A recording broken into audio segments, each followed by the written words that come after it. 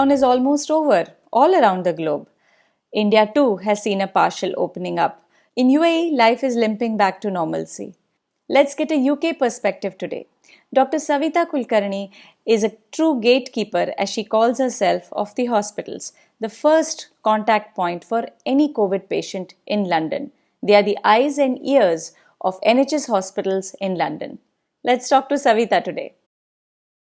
Welcome, Dr. Savita, to Lockdown Learnings. You were one of my first guests and friends that I thought of when I started this series, and it has taken us so long to get here. Thank you so much for getting me here. Actually, I've been following your complete series. It's amazing. You have touched all different parts and different corners of this whole system. Really, hats off to you, Lakshmi. Very kind of you. Dr. Savita, now that the lockdown is open and just like India, UK is also open, you are a general practitioner with the NHS clinics in UK. What do you see, doctor? Are the numbers increasing? Have you already hit the plateau, or the worst is yet to come? Right.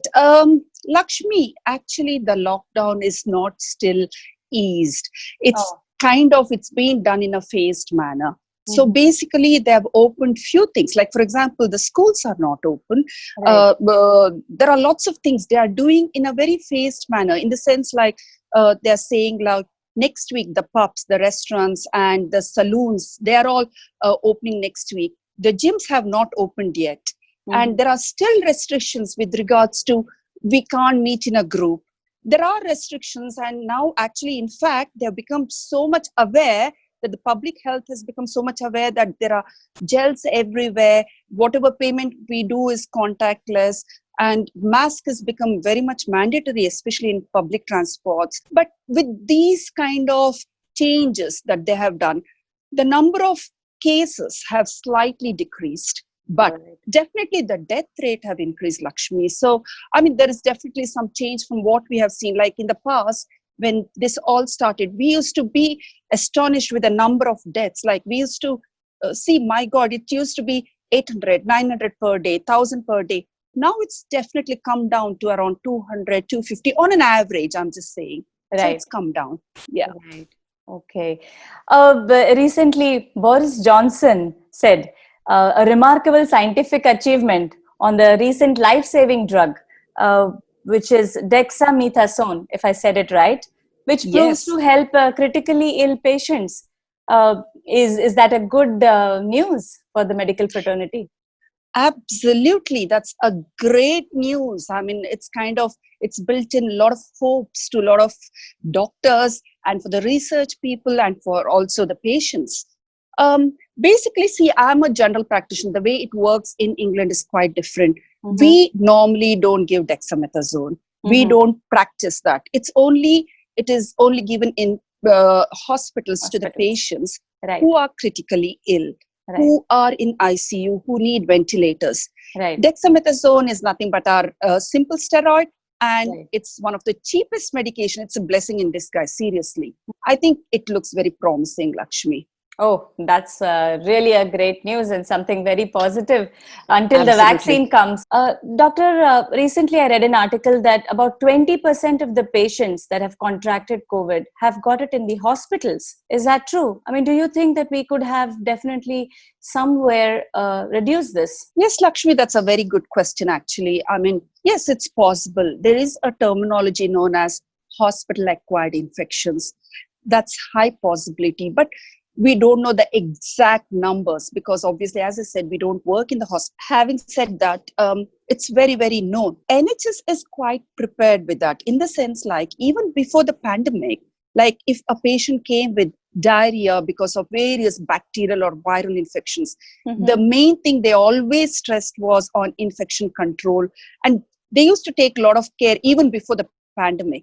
So now with the pandemic, they what they've done is they've divided into COVID and non-COVID wards, and they've provided with sufficient PPE to the patients and to all the staff. And so I think they're trying their best, but you can't assure there is always a high risk of passing the infection to the patients and to the colleagues. Yeah, definitely. Yes, one of my guests on Lockdown Learnings was a doctor who contracted herself. And just yesterday, I was talking to another anesthetist who has contracted. So it's really scary, especially frontline workers like you are very much prone to these infections. Uh, During treating all these patients and during the pandemic, what was your experience like? Was there any story that you would like to share that probably lingers with you forever? What we do is we do telephone triaging. We are the gatekeepers to the hospitals. Okay. So the patients, the first port of entry to the hospital is through the general practitioners. We Mm-hmm. do telephone triage or we might do video consultation and we see how they are. But if Mm-hmm. they cannot cope with that, we just tell them, okay, come to the car park, Mm-hmm. and they'll need to come to the car park, sit in the car. We need to go out wearing our full PP, and then we examine in the car park. And in case we think that they need further care in the hospital, like for example, if the oxygen saturation is very low in the blood, we Right. immediately call an ambulance or we might send them to the hospital itself. I'll tell you a different story. I mean, during these early days in March, when this Mm-hmm. all happened, Mm-hmm. it was like two of our very good friends. One Mm-hmm. was actually I trained under him. He was Mm-hmm. a ear, nose, throat consultant, Mm-hmm. and he was our friend too. He contracted this COVID, and he was in the ITU for 4 weeks, and then Wow. unfortunately he died. He was Oh. only 52 years of age. He was just a Oh, middle-aged doctor. I'm so Whereas sorry. another, exactly, it Yeah. was it was very heart-rending. It was very difficult for us actually. Whereas another friend, a very close friend, he contracted COVID same time, so he recovered. So this COVID, what would linger in my mind is a fear and a hope.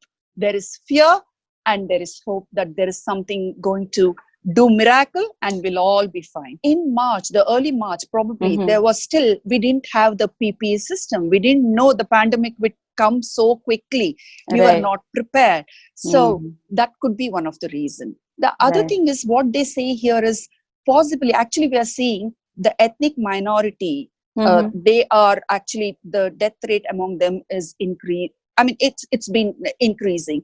Oh, So they think it could be something to do with the genes, the or it could be race. lack of vitamin D, Mm-hmm. possibly because we are all dark skinned individuals. So our vitamin D absorption might not be good enough. So, Dr. Savita, you have been a COVID warrior, and none of us have ever experienced, and like you said, none of us are ever prepared for a pandemic like this. What were your biggest fears? I mean, apart from bringing it home, which was, of course, the most important one, what were the challenges, and how did you overcome them? I mean, for last 2 generations, none of the countries experienced pandemic, and I don't think so anybody were really prepared with this. A shock to the whole world itself. We don't know what is the long-term consequences, like especially in those who have been infected, whether it's going to cause lung problems in the next 10 years. We Right. don't know whether it's going to cause scarring of the lungs. We don't know to do it. Doctor, do you think that once if a person contracts COVID, does he develop some sort of an immunity to it? We have been that's a very difficult question actually, because see, we have started looking into the antibodies only since the last 3-4 weeks. We have got this antibodies testing. Right, Previously we used to do antigen. Of course we still do antigen testing to see whether anybody has got a COVID or not. right, Antibody testing has been started last 3-4 weeks only to the health workers as of now. Like right. I got it tested, I'm negative, so I've not had exposure.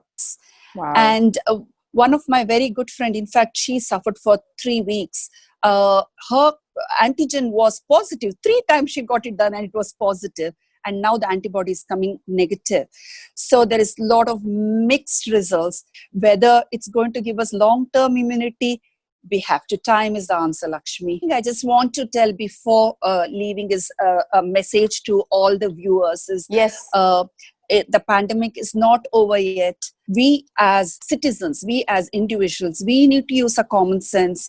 We Right. need to maintain social distancing. We need to keep washing the hands with soap and water as much as possible, as frequently, and wearing masks, and just hope and pray that we don't get the second wave.